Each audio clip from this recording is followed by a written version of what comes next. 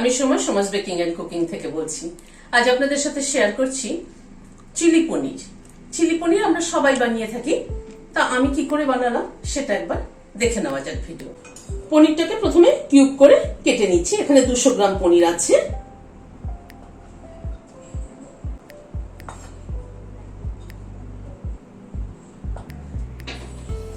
Chilli পনির এমন একটা recipe, সেটা কিন্তু রুটি পরোটা দিয়েও খাওয়া যায়, নুডলস দিয়ে খাওয়া যায়।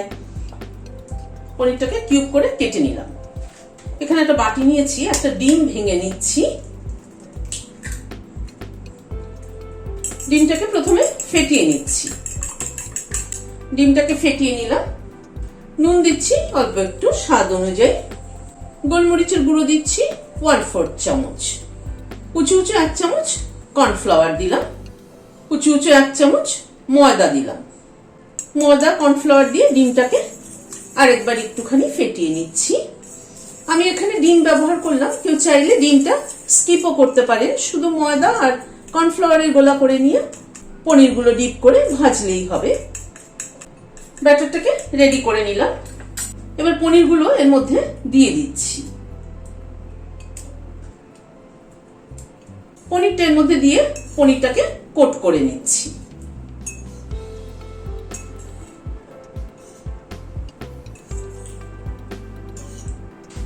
একটা সসের মিক্সচার তৈরি করে নিচ্ছি।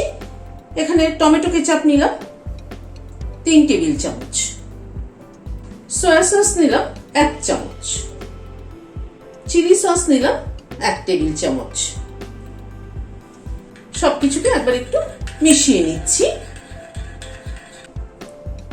প্যানে হোয়াইট অয়েল দিচ্ছি। তেলটা গরম হওয়ার পরে পনিরগুলোকে দিয়ে দিচ্ছি। পনিরের ওপরের লেয়ারটা কিন্তু খুব বেশি যদি ভারী হয় তাহলে কিন্তু খেতে ভালো লাগে না। ওপরের লেয়ারটা একটু পাতলা হতে হবে, তাহলেই কিন্তু খেতে ভালো লাগবে। গ্যাসের ফ্লেমটাকে মিডিয়ামে রেখে পনিরটাকে ধীরে ধীরে ভেজে নিচ্ছি। পনিরগুলোকে উল্টে পাল্টে ভেজে নিচ্ছি। পনিরগুলোকে উল্টে পাল্টে ভেজে নিলাম। আমি কিন্তু পনিরগুলোকে ডুবো তেলে ভাজলাম না, শ্যালো ফ্রাই করলাম। আপনারা চাইলে ডুবো তেলেও কিন্তু ভেজে নিতে পারেন। প্যানে আবার একটু সাদা তেল দিচ্ছি। তেলে এখানে 2টো পেঁয়াজ জাস্ট খোলাগুলোকে খুলে নিয়েছি, দিয়ে দিলাম।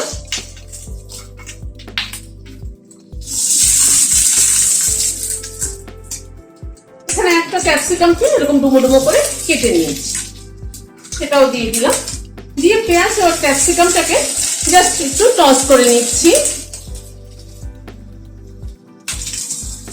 চিলি পনির কিন্তু এমন একটা রেসিপি, খুব সহজে কিন্তু চটজলদি হয়ে যায়।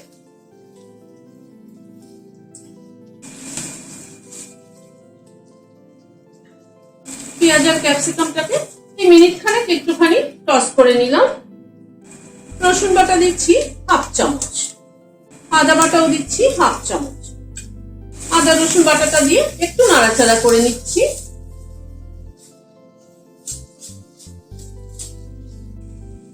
আদা রসুন বাটাটা দিয়ে আবারও মিনিট খানেক একটু নাড়াচাড়া করে নিলাম। এবার সসের মিক্সচারটা দিয়ে দিলাম। বাটিটা ধুয়ে একটু জল দিয়ে দিচ্ছি।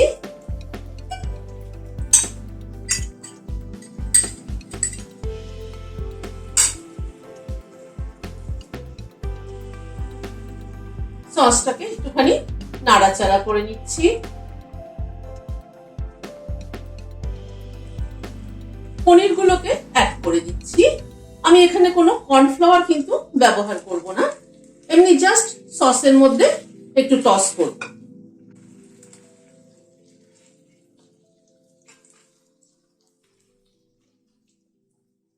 অল্প একটু নুন দিয়ে দিচ্ছি, কারণ সয়া সসে নুন থাকে, সেই জন্য নুনের পরিমাণটা একটুখানি বুঝে দিতে হবে। খুব কম নুন দিলাম। নুন এখানে 1/4 চামচ মতো ব্যবহার করলাম। এখানে 3টে কাঁচা লঙ্কা কেটে নিয়েছি, কাঁচা লঙ্কাটা ছড়িয়ে দিলাম।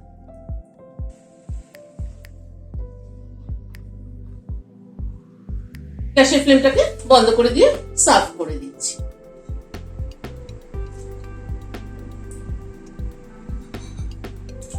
খেতে কিন্তু দারুণ হয়েছে। আমি কর্নফ্লাওয়ার ব্যবহার করিনি, কারণ কর্নফ্লাওয়ার ব্যবহার করলে আমার সেটা ঠিক একটা খুব একটা পছন্দ হয় না আর কি, সেই জন্যই ব্যবহার করিনি। ড্রাই খেতে কিন্তু দারুণ হয়েছে, রুটি, পরোটা, চাউমিন সবকিছুর সাথে কিন্তু ভালো চলে। আপনাদের কেমন লাগবে আমাকে কমেন্ট বক্সে জানাবেন। ভালো লাগলে একটা লাইক এবং সাবস্ক্রাইবের অনুরোধ রইল। আজ তাহলে এখানে শেষ করছি। নমস্কার।